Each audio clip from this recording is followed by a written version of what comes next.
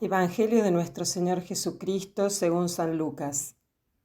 Jesús, al entrar al templo, se puso a echar a los vendedores, diciéndoles: Está escrito, mi casa será una casa de oración, pero ustedes la han convertido en una cueva de ladrones. Y diariamente enseñaba en el templo. Los sumos sacerdotes, los escribas y los más importantes del pueblo buscaban la forma de matarlo, pero no sabían cómo hacerlo, porque todo el pueblo lo escuchaba y estaba pendiente de sus palabras. Es palabra del Señor. Gloria a ti, Señor Jesús. Buenos días, queridos hermanos, buen viernes, buen cierre de semana. El Evangelio de hoy nos muestra a un Jesús, si se quiere, bastante rígido, bastante duro. Este Jesús que se enoja con los mercaderes del templo. Dicen los historiadores que se entiende que hubo dos purificaciones del templo. Una al principio del ministerio de Jesús, que está relatada en el Evangelio de San Juan, en el capítulo 2. En esa purificación del templo Jesús va contra los mercaderes, digamos. O sea, les dice a ellos que por qué han convertido su templo en un mercado. Y en esta purificación que nos relata Lucas, va más bien contra los sacerdotes. Y les dice que han convertido su templo en una cueva de ladrones. O sea, como que la acusación de Jesús se va agravando y quedan claros varios puntos. El primero es que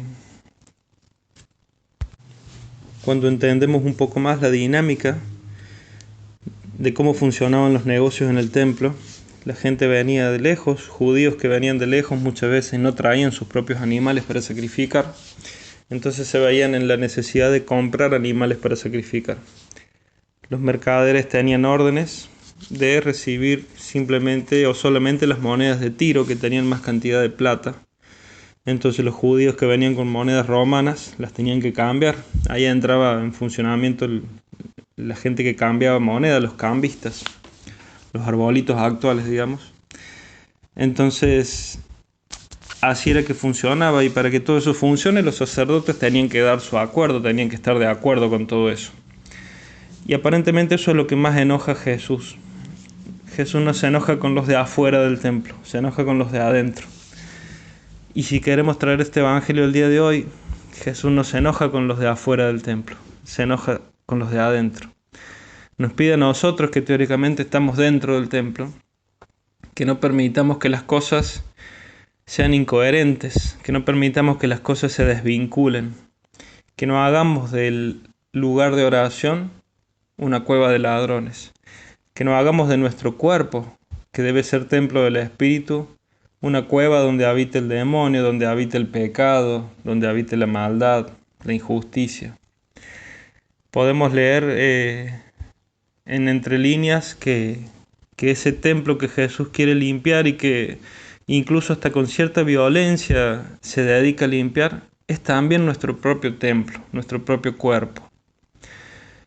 Indudablemente hay muchas sectas y hay mucho avance de sectas que todos conocemos y podemos nombrar, como la Iglesia Universal, por ejemplo, que vincula constantemente todos sus ritos a cuestiones comerciales, a comprar el agua que sana, el aceite que lava, la sal que mejora los negocios.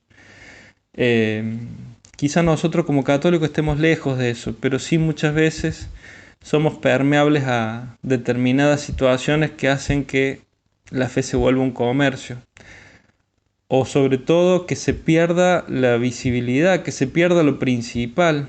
Entonces visitamos algún sitio sagrado con la esperanza de conseguir un souvenir y no con la esperanza de convertir nuestro corazón.